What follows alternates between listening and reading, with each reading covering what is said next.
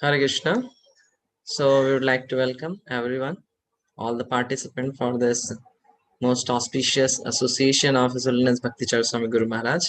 Weekly on every Thursday we are hearing from Guru Maharaj, and today we are continuing the seminar on Nishing Dev Katha, which Guru Maharaj took last year, and today is the second session. All the devotees are kindly requested to hear very attentively, and at the end there will be a quiz. You can participate in quiz. Hare Krishna.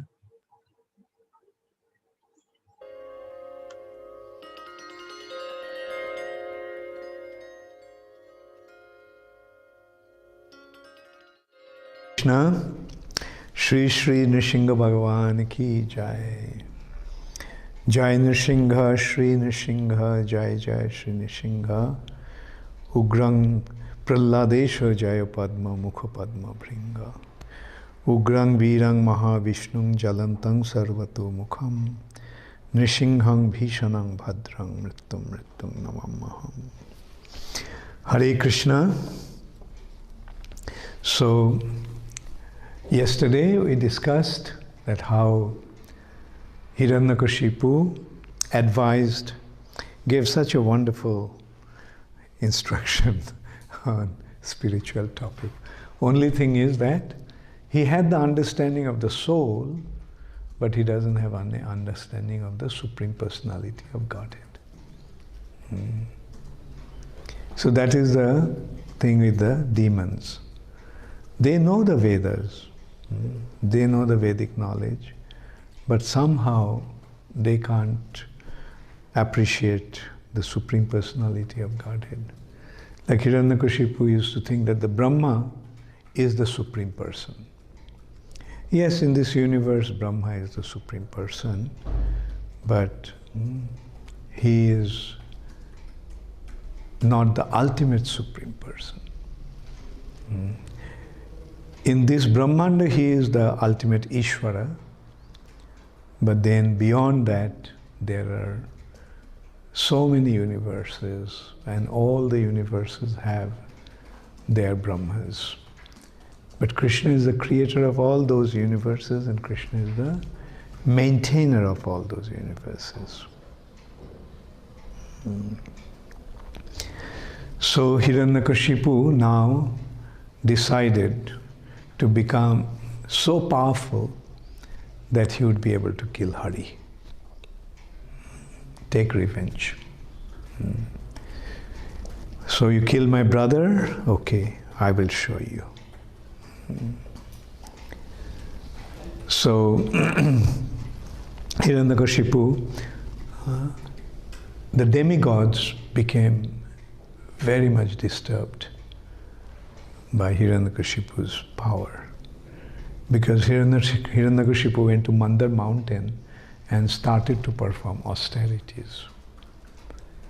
And he performed such severe austerity that from his head the fire started to come up. The heat started to come up. The austerity generates heat.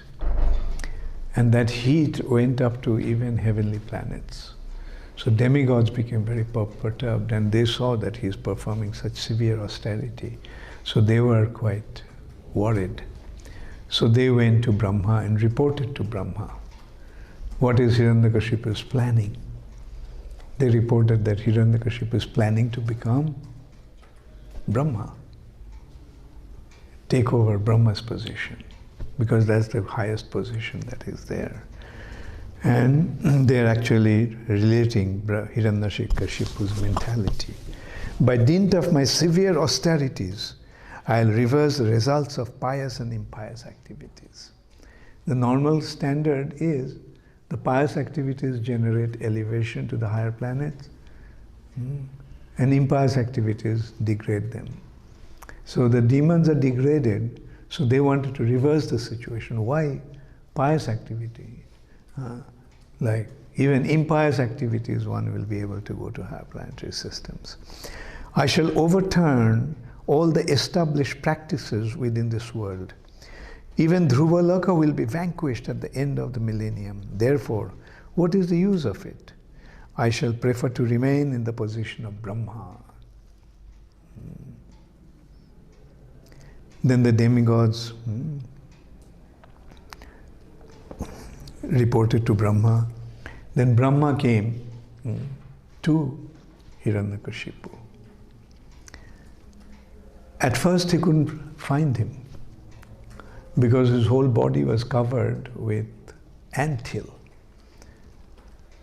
And for so long he was performing austerities that the ants had eaten up his body. His whole body was eaten up by ants. And that anthill was created, the ants have been living there for so long that on top of the anthill, grass and other plants have grown. So Brahma couldn't find him. But then finally he detected him, and then he saw that it was just a skeleton standing. Hiranyakashipu was performing austerity standing on his toes. Standing on his toes with his hands raised upwards and looking up. And he just stood there not moving. I mean, what a powerful person. And so then Brahma sprinkled some water from his kamandalu water pot, chanted some mantra, and then Hiranyakashipu got his body. Beautiful body, extremely powerful. The body had the complexion of molten gold. It was golden and so strong, so powerful that even thunder couldn't do anything to that body. And so Brahma asked what he wanted. At first he wanted to become immortal. Give me the benediction that I'll never die. Brahma reported that, well, no one is immortal, even I'll die. So then Hiranyakashipu asked that, grant me that I not die within my residence or outside my residence, during the daytime or at night, nor on the ground or in the sky. Grant me that my death not be brought by any being other than those created by you, nor by any weapon, nor by any human being or animal. So this is how he became so powerful. So Brahma granted, okay, fine. I can't give you the boon of immortality, but this way Hiranyakashipu became almost immortal. No weapon he will not die with any weapon. He will not be killed by any living entity. He won't be killed during the day or night. He won't be killed inside the room and outside the room. He won't be killed in the sky or land, on water. So, in this way, he became immortal. And so then Hiranyakashipu went back and he terrorized the whole universe. He drove the demigods, he took over the heavenly planet, he took over the kingdom. The demigods were like destitutes, they were just hiding here and there. And so Hiranyakashipu terrorized the whole world. But he had a son, Prahlad. And he affectionately asked Prahlad one day,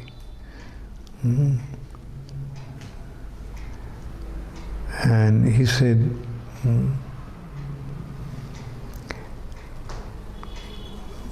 Brahma actually assured them, Krishna actually assured them.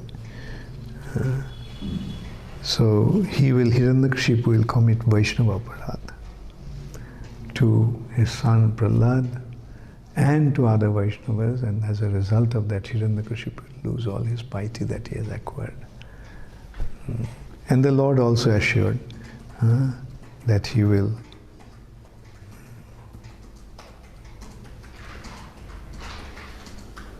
come and take care of that.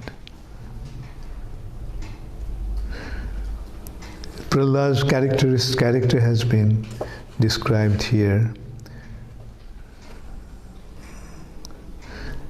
that although Prahlad Maharaj was born in a family of Asuras, he himself was not an Asura but a great devotee of Lord Vishnu. Unlike the other Asuras, he was never envious of the Vaishnavas. He was not agitated when put into danger, and he was neither directly or indirectly interested in fruitive activities described in the Vedas. Indeed, he considered everything material to be useless, and therefore he was completely devoid of material desires. He always controlled his senses and life air, and being of steady intelligence and determination, he subdued all lusty desires. From the very beginning of his childhood, Prahlad Maharaj was uninterested in childish playthings. Indeed, he gave them up altogether and remained silent and dull, being fully absorbed in Krishna consciousness. Since his mind was always affected by Krishna consciousness, he could not understand how the world goes on being fully absorbed in the activities of sense gratification. So then one day, Hiranyakashipu, after all his son, so affectionately placed him on his lap. He was only 5 years old. So he asked Prahlad, so Prahlad,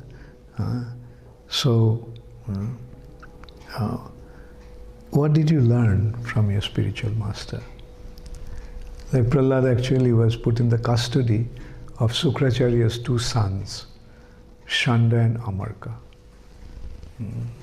So Hiranyakashipu one day asked his son, "So my dear boy, what did you learn from your spiritual master?" And Prahlad said, "O king of the demons, as far as I have learned from my spiritual master, any person who has accepted a temporary body and temporary household life is certainly embarrassed by anxiety because having fallen in a dark well where there is no water but only suffering. One should give up this position and go to the forest. More clearly, one should go to Vrindavan, where only Krishna consciousness is prevalent, and should thus take shelter of the Supreme Personality of Godhead."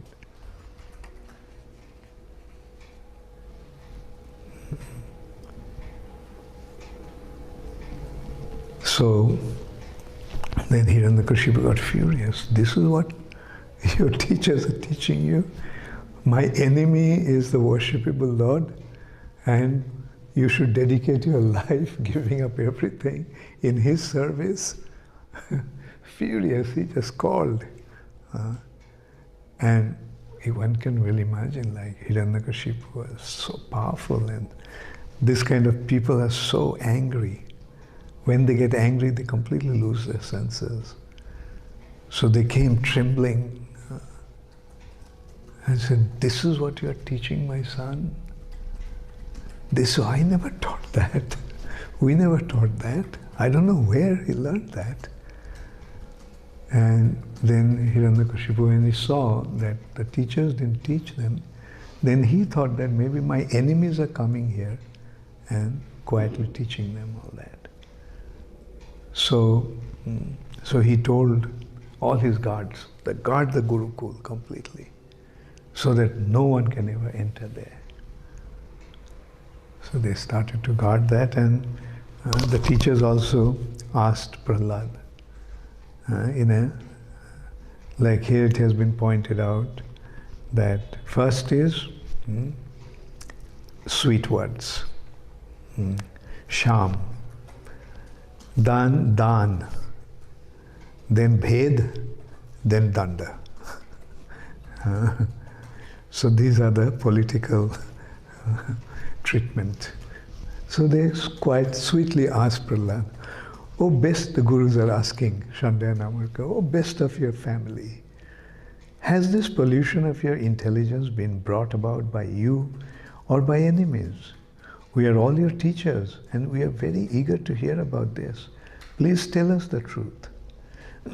Prahlad Maharaj replied, let me offer my respectful obeisances unto the Supreme Personality of Godhead, whose eternal energy has created the distinction of my friend and my enemy. By deluding the intelligence of man, indeed I am now actually experiencing this, although I have previously heard of it from authoritative sources. He's saying, now, I never really heard about the distinction between friends and enemy, but now I am seeing that some are friend and some are friend of my father is thinking some are his friend, some are his enemy, and you're also saying that same thing. So he's asking, the guru is asking, did some of our enemies come and taught you that? And Prahlad's response that whose external energy has created the distinction. It is due to Maya that one thinks that someone is a friend and someone is an enemy. And this is how it dilutes the intelligence of man. And he's saying, now I am experiencing this, although I have previously heard of it from authoritative sources. So then it went on, but they saw that Prahlad was learning nicely what they were teaching. So they got some confidence. Prahlad was, whatever they were teaching him, dharma, artha, kam, moksha. Not moksha, dharma, artha, kam. How to acquire pious activities, artha, and then how to fulfill one's desire. That is the goal of materialistic way of life. So then, being confident, they went to the king, Hiranyakashipu. Oh yeah, but he was sufficiently educated in diplomatic affairs of pacifying public leaders, appeasing them by giving them lucrative posts, dividing and ruling over them, and punishing them in case of disobedience. Then one day after Prahlad's mother had personally washed the boy and dressed him in nicely with sufficient ornaments, they presented him before his father.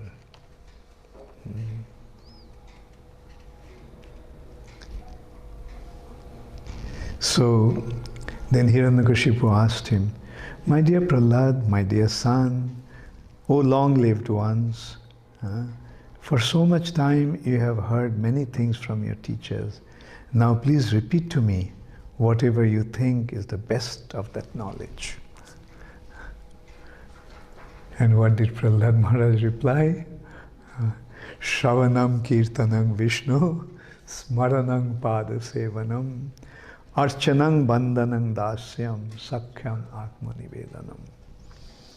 Iti pungshar pita Vishnu, bhaktischet navalakshana, kriyate bhagavatadya, tan manne adhitam uttamam. Prahlad Maharaj said, hearing and chanting about the transcendental holy name, form, qualities, paraphernalia and pastimes of Lord Vishnu, remembering them, serving the lotus feet of the Lord, offering the Lord respectful worship with 16 types of paraphernalia, offering prayers to the Lord, becoming His servant, considering the Lord one's best friend, and surrendering everything unto Him in other words, serving Him with body, mind and words. These 9 processes are accepted as pure devotional service. One who has dedicated his life to the service of Krishna through these 9 methods should be understood to be the most learned person, for he has acquired complete knowledge.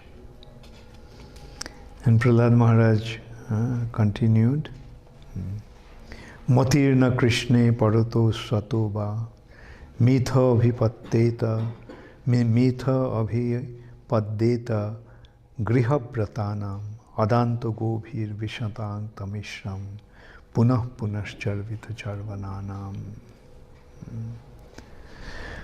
Prahlad Maharaj replied, because of their uncontrolled senses, persons too addicted to materialistic life may progress towards hellish condition and repeatedly chew that which has already been chewed.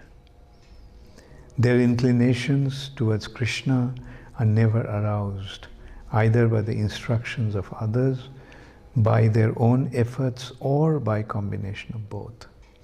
Persons who are strongly entrapped by the consciousness of enjoying material life and who have therefore accepted as their leader or guru a similar blind man attached to external sense objects cannot understand that the goal of life is to return home back to Godhead and engage in the service of Lord Vishnu.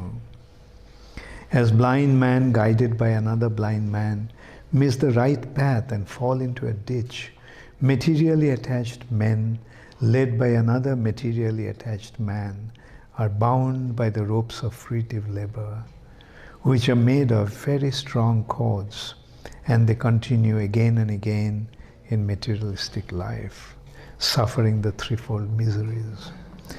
Unless they smear upon their bodies the dust of the lotus feet of the Vaishnava, completely freed from material contamination, persons very much inclined towards materialistic life cannot be attached to the lotus feet of the Lord, who is glorified for his uncommon activities. Only by becoming Krishna conscious and taking shelter of the lotus feet of the Lord in this way can one be freed from material contamination. Can you imagine the reaction with Hiranyakashipu? Hiranyakashipu became furious. You are giving me advice? You think you are greater than me? And so he just ordered his body soldiers, kill him, kill him. So then all the Daitas, actually Hiran must be Hiranyakashipu's bodyguard because they are inside the house.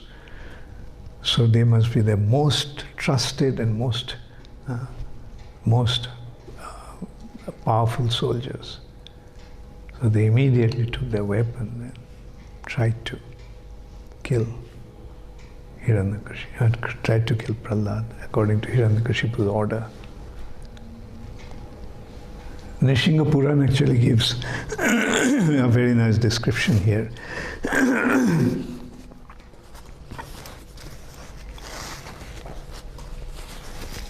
That they used their weapons to kill Prahlad. Nothing happened to Prahlad. But those weapons turned towards them and was about to kill them, and they all ran away. So Hiranyakashipu became very surprised, and he was also became quite fierce seeing the strength of the boy. And then Hiranyakashipu consulted with other ministers what to do with this son. I want to kill him. How to kill him? And then they gave various instructions. So the people, those who are taking care of this thousands of snakes, so it was throw him in the venomous snake pit. And that was done, but nothing happened to Prahlad. His tender skin, but these venomous serpents couldn't do anything, and they came running. The snake, keepers of the snakes. That the snakes, all the fangs are broken. Their bag of poison is empty, but nothing has happened to the boy. Then it was decided that throw him under the feet of a wild elephant. And hurling them from top of a hill, conjuring up illusory tricks, demonstrating poison, starving him, exposing him to severe cold, wind, fire and water, or throwing heavy stones to crush him. When Hiranyakashipu found that he could not in any way harm Prahlad, who was completely sinless, he was in great anxiety about what to do next. Thereafter, Sanda and Amarka systematically and unceasingly taught Prahlad Maharaj. So then Sanda and Amarka came and said, okay, let us take him and maybe we can be able to, this boy probably will grow up and then he will give up this tendency. So Hiranyakashipu saw that he couldn't do anything to this boy. So he said, okay, fine, take the boy. And so then they actually took Prahlad, Sanda and Amarka, and they systematically and unceasingly taught Prahlad Maharaj, who was very submissive and humble, about mundane religion, economic development, sense gratification. So today I'll leave it up to that. And so this is how we see, like tomorrow we'll discuss about what did Prahlad instruct to his classmates. And all the sons of the demons became devotees. So then Sanda and Amarka became worried again. Oh, if that happens, I mean, if the father finds out that all this while he was the only one devotee of Vishnu, and now the whole school has become devotees of Vishnu, they'll be in trouble. So they went and reported to him. So this way, yeah, I'll leave it up to tomorrow, for tomorrow then. And initially I thought that I'll give the class for 3 days, but I'll give it for 4 days. Like tomorrow and day after tomorrow is Nrisingha Chaturdashi, so that day also we'll speak about. So do you all like it? So Prahlad Maharaja's character is so wonderful. On one hand, I heard senior Vaishnavas saying that if we are following 4 regular principles, chanting 16 rounds, doing service and maintaining devotee association, then that place becomes dham, no matter where we are. And on the other hand, I have also heard that we should ultimately aim to come back to India and spend rest of our life in dhams. How should we understand this, Guru Maharaj? Yes.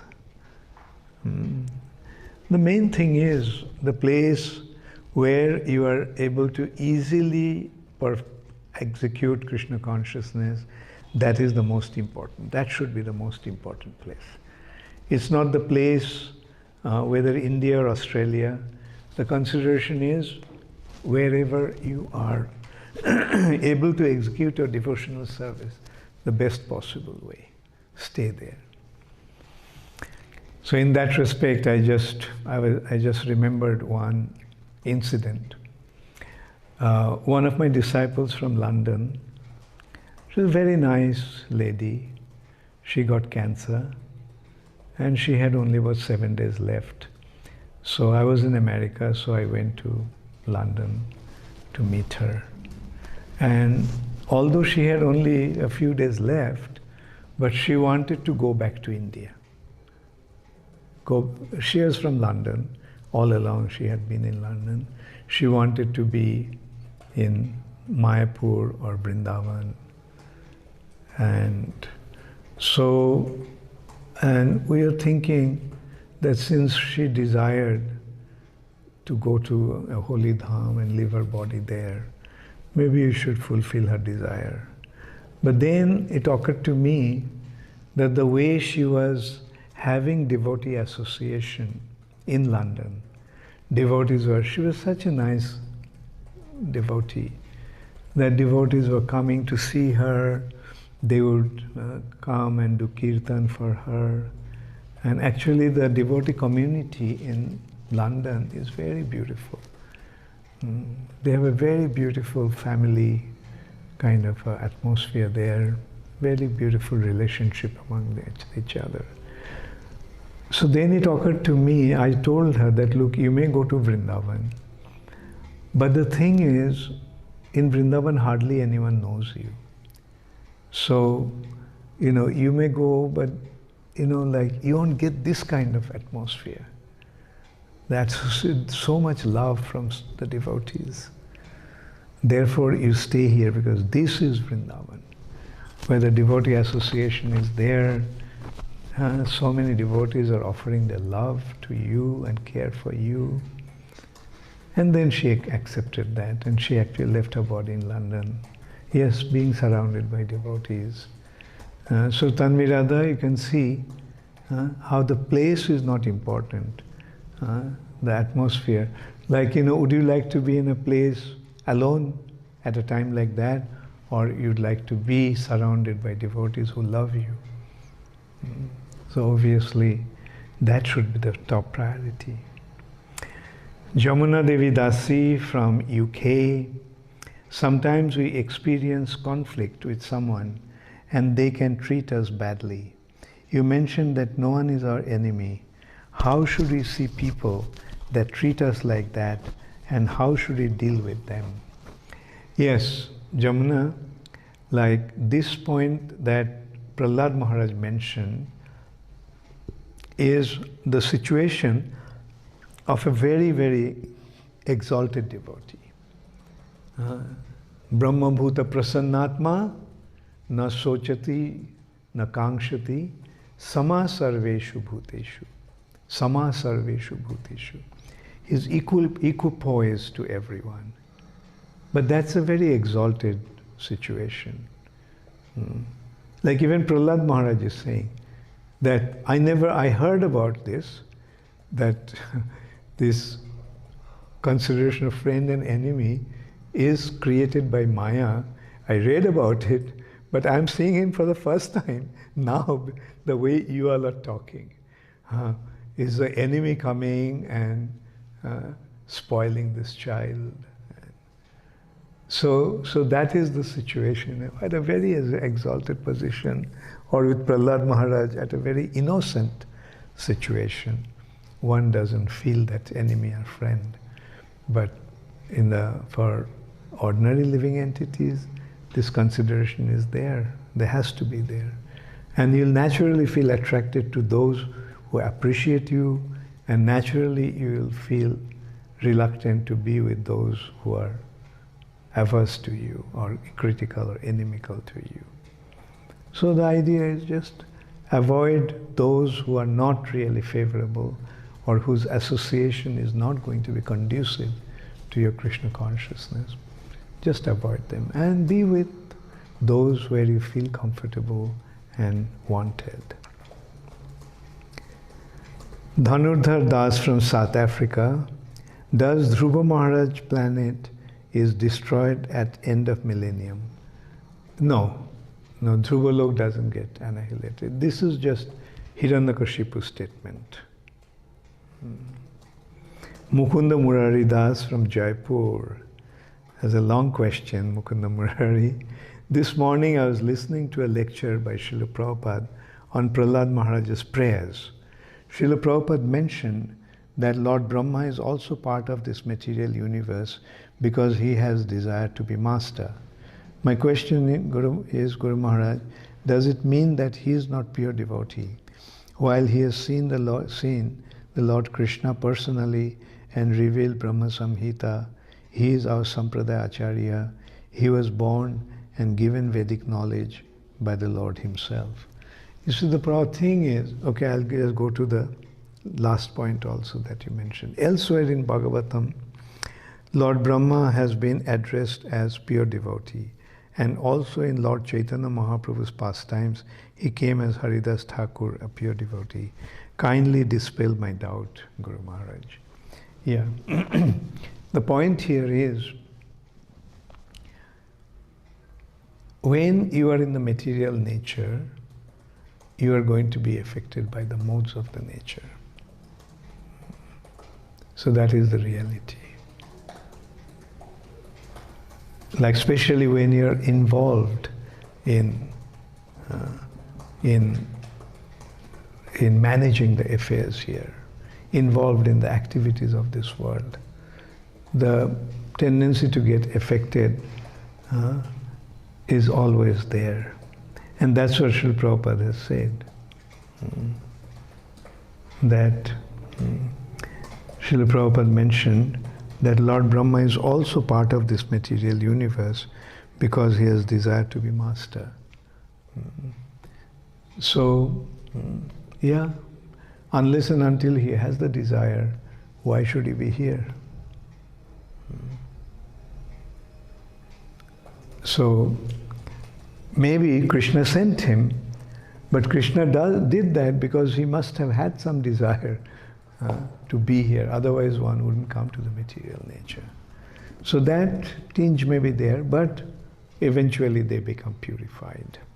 So Brahma may have, but then he eventually got purified, as he said, as after seeing Krishna, after becoming a part of Chaitanya Mahaprabhu's pastimes as Haridas Thakur. Yes. Ramananda Rai Das, Radhadesh, Belgium.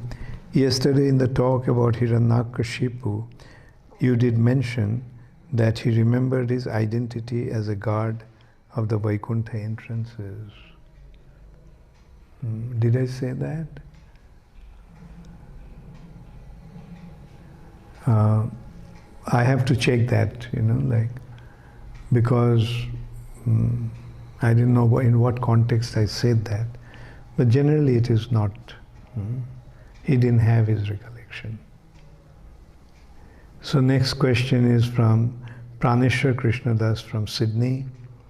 Guru Maharaj, as you described that Hiranyakashipu possessed incredible spiritual knowledge while instructing his sister-in-law and mother, what is the purpose of the Lord to depict these demons as great learned scholars of the spiritual knowledge, as this makes it a contradiction to their evil acts?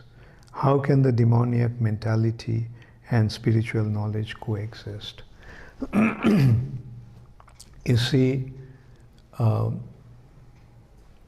demons have, I just at the beginning of the class I actually mentioned today, that the demons have the spiritual knowledge. Many of them are exponents in the Vedic wisdom, Vedic scriptures, but they don't accept Krishna. Just the knowledge about Vedas is not everything. Like Ravan was the greatest exponent of the Vedas.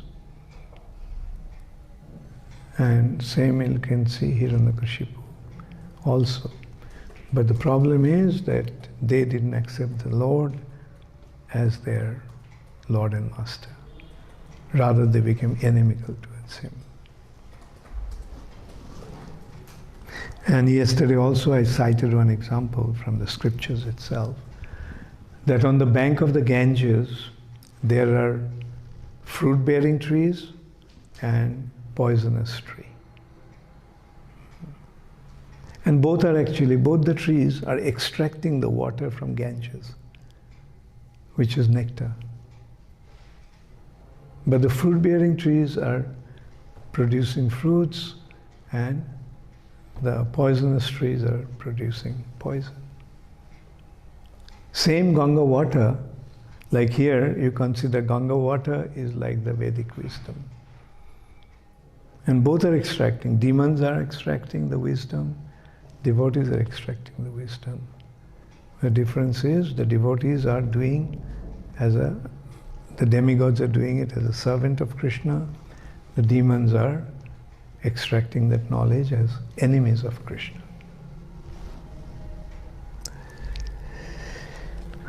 Okay, so I'll take this one, the last one. One more. Okay. So it's from Karthik Saraf, Surat. My voice is giving up.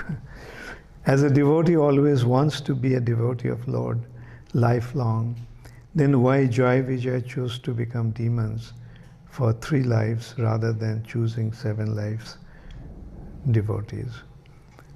Yeah, you see, one consideration is, like if you go back, you see, that's why I always tell you all, read Prabhupada's books.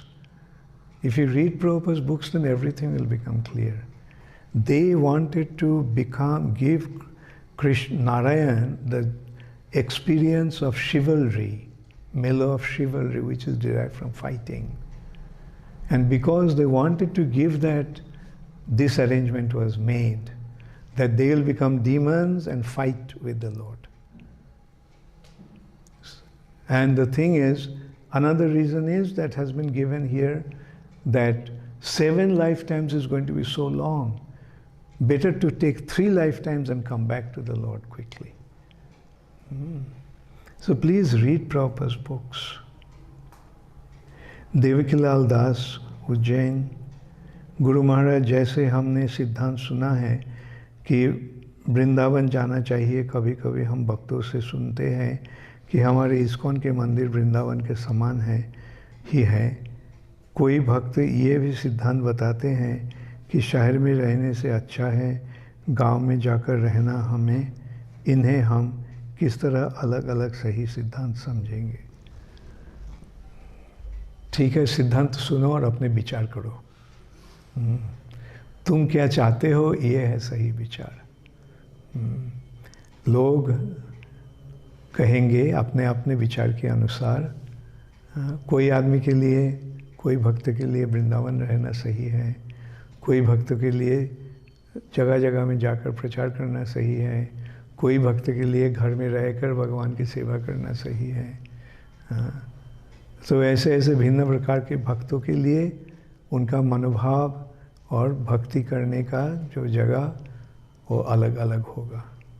इसलिए मैं बताया कि तुम खुद विचार करके देखो क्या करना चाहिए। हाँ, वृंदावन जाना है, जाना है वृंदावन तो काफ़ी दूर नहीं है, जाओ। हाँ, लेकिन सही विचार ये है कि वृंदावन जाओगे और जाकर वहाँ रहोगे। आप विचार करो, तुम्हारा परिवार है, परिवार लेके जाकर वहाँ रह सकोगे। हाँ, और रुपया कमाने का ज़रूरत होगा तो वृंदावन में कमा ना सकोगे या नहीं। ये अगर नहीं हो संभव है तो यहाँ पर रह के ही भक्ति भाव करो। हरे कृष्णा, गौर प्रेमानंदे, हरि हरि बोल।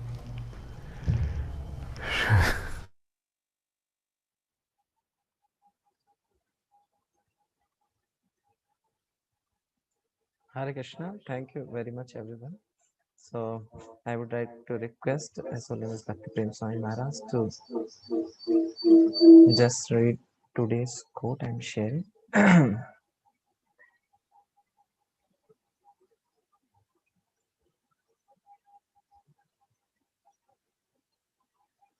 Maharaj, can you please read this quote, today's quote by Guru Maharaj? Look up to senior Prabhupada disciples in ISKCON as your spiritual masters. Try to please them by your service and receive their mercy. Also look at initiated disciples of other gurus in ISKCON as your spiritual cousins. Relate to them with respect and friendship and develop a strong bond of love with them. This is the family of Srila Prabhupada. From Guru Maharaj's personal message, the third edition of Spiritual Connection, 26th May 1994.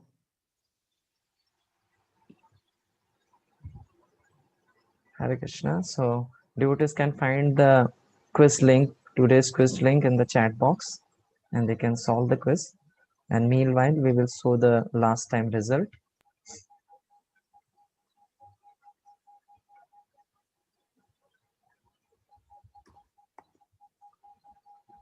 Maharaj, this is last time result.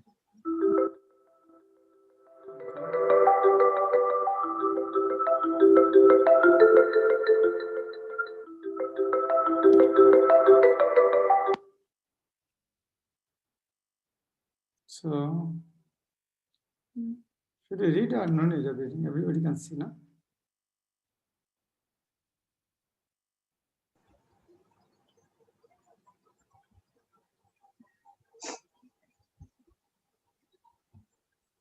So nobody can give 100%, no? Yeah, 90% is the maximum. Ketan Gupta, what is bracket Sundar? The Damodar, I think. Why? How is Ketan Gupta? I think he gave in the name of Ketan Gupta. Sundar Damodar, I don't know. Sundar Damodar, 90%. Better score, 8,180. Shundunite, 7,300. KKC, 7,250. Murari Charan, 7,150.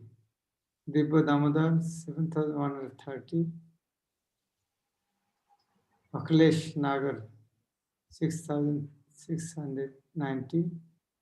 Dibba Agarwal, 6,340. Vishakha Priya Mataji, 6,090. Mithilesh,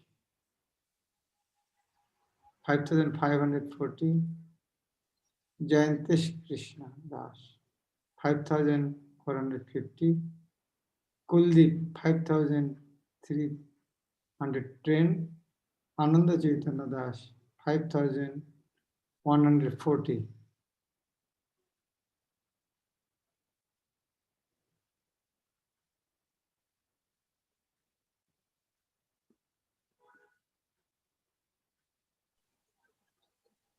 This is today's Maharaj. Yeah. You already result is coming, but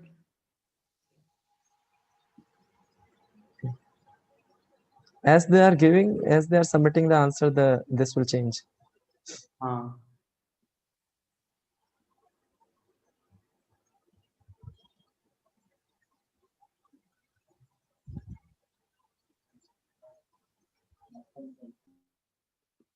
you can send the link again. Some people may join later. Yes, Maharaj. Maharaj, we will share in group also so that devotees can do it later also, but better to do now as shared. You have time. Those who cannot now, I will get the name later.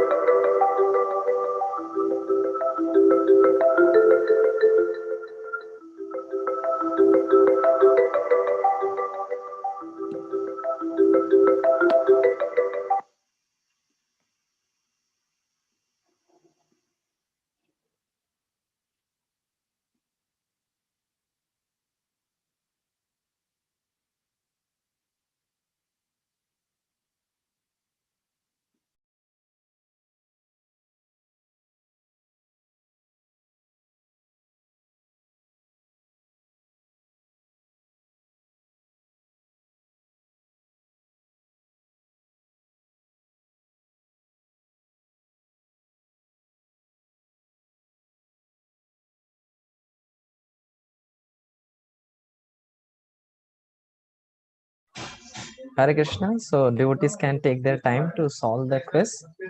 We'll just show the quiz status.